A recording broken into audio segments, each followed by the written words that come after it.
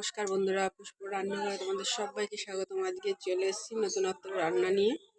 এখানে দেখো রাঁধুনি ফোড়ন দিয়ে দিয়েছি, তেল দিয়ে দিয়েছি, একটু 1 কোয়া রসুন দিয়ে দিলাম,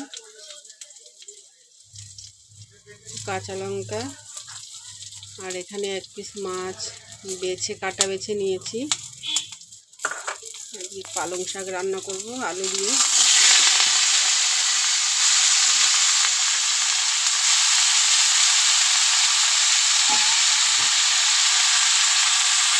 পালং শাক ঝোল কার কার ভালো লাগে অবশ্যই কিন্তু জানাবে বন্ধুরা।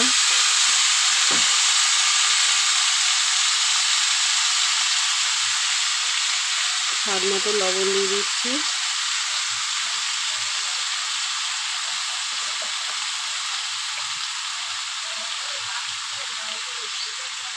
দিয়ে দিলাম হলুদ। এবার একটু নাড়াচাড়া দিয়ে আমি অল্প জল দিয়ে দেবো।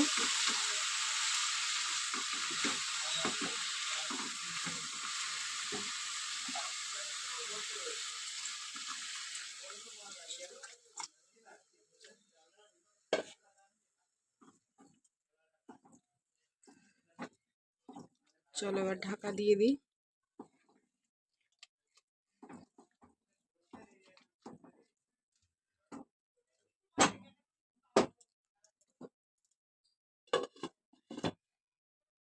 দেখো বন্ধুরা, আমার পালং শাকের তরকারি প্রায় হয়ে এসছে। আমি বেছে রেখেছিলাম যে মাছটা, ওটা আমি এখন দিয়ে দিলাম।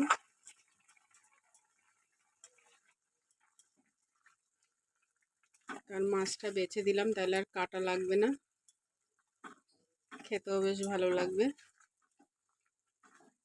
তোমরা এইভাবে একবার করে খেয়ে দেখো, দারুণ লাগে বন্ধুরা।